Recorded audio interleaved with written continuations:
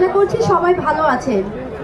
আপনাদের মনে আছে 5ই আগস্টে ছাত্র জনতার নতুন রাজনৈতিক দলের আত্মপ্রকাশ উপলক্ষে রাজধানীর মানিক মিয়া এভিনিউতে হাজার হাজার মানুষ জড়ো হয়েছেন।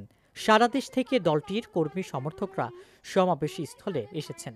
শুক্রবার 28 ফেব্রুয়ারি বিকেলে জাতীয় নাগরিক কমিটি ও বৈষম্য বিরোধী ছাত্র আন্দোলনের উদ্যোগেই জাতীয় নাগরিক পার্টি নামে আত্মপ্রকাশ করতে যাচ্ছে।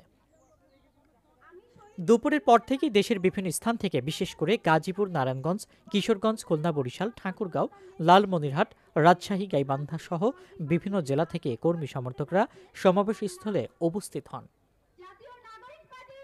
বেলা বাড়ার সঙ্গে সঙ্গেই সমাবেশে বিভিন্ন স্লোগানে মুখর হতে থাকে। বাস থেকে নেমে কর্মী সমর্থকরা জাতীয় পতাকা হাতে নিয়ে স্লোগান দিতে দিতে সমাবেশ স্থলে জড়ো হন।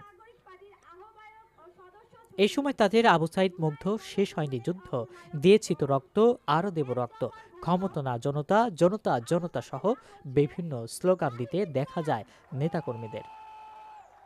বৈষম্যমুক্ত নতুন একটি বাংলাদেশ গঠনের প্রত্যাশা করে খুলনা থেকে সমাবেশে আসা একজন বলছেন, জুলাই আন্দোলন যারা বুকের তাজা রক্ত ঢেলে দিয়েছেন তাদের জীবন দানের প্রত্যাশা যেন পূরণ হয়। নতুন দলের কাছে এই প্রত্যাশাই যেন আমরা করছি। জাতীয় নাগরিক কমিটি সূত্রে জানা গেছে, জাতীয় নাগরিক পার্টির আত্মপ্রকাশ অনুষ্ঠানে বিএনপি, সিপিপি, জামাত ইসলামী, ইসলামী আন্দোলন, জেএসডি, নাগরিক ঐক্য, গণ অধিকার পরিষদ ও এবি পার্টি সহ বিভিন্ন রাজনৈতিক দলকে আমন্ত্রণ জানানো হয়েছে।